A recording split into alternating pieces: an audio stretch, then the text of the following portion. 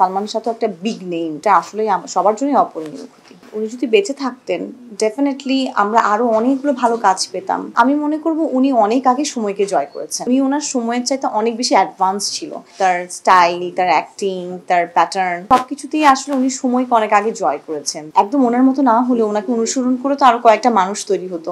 অবশ্যই সেটা অপূরণীয় ক্ষতি। সালমান শাহ তো একটা বিগ নেম, উনি সবার জন্য। আমি মনে করব উনি অনেক আগে সময়কে জয় করেছেন। উনি ওনার সময়ের চাইতে অনেক বেশি অ্যাডভান্স ছিল।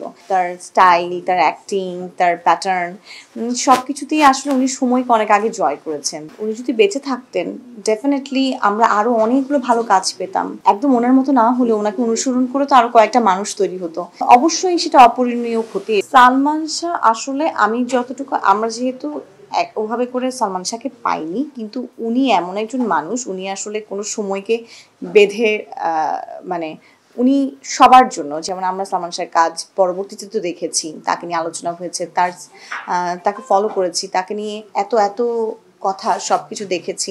তো আমি মনে করব উনি অনেক আগে সময়কে জয় করেছেন। মানে উনি ওনার সময়ের চাইতে অনেক বেশি অ্যাডভান্স ছিল। তার স্টাইল, তার অ্যাক্টিং, তার প্যাটার্ন সবকিছুতেই আসলে উনি সময়কে অনেক আগে জয় করেছেন। উনি আসলে আমাদের অ্যাসেট মানে ছিলেন, এবং আমরা এই জায়গাটা আমার মনে হয় উনি না থাকাতে অনেক বড় একটা গ্যাপ বাংলাদেশ সাফার করেছে অনেকদিন।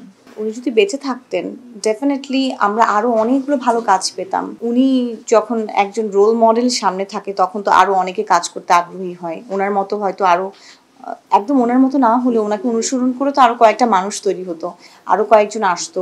অনেক গ্যাপে গ্যাপে আমরা কিন্তু দেখেছি ইন্ডাস্ট্রি অনেক গ্যাপে গ্যাপে এক একজনকে পেয়েছে। তো অবশ্যই সেটা অপূরণীয় ক্ষতি, এটা কখনোই তো পূরণ হবার নয়। যে কোনো কারোই শূন্যস্থান আসলে পূরণ হওয়া তো পূরণ হওয়া পসিবল না। আর সালমান শাহ তো একটা বিগ নেম, সো এটা আসলেই সবার জন্যই অপূরণীয় ক্ষতি।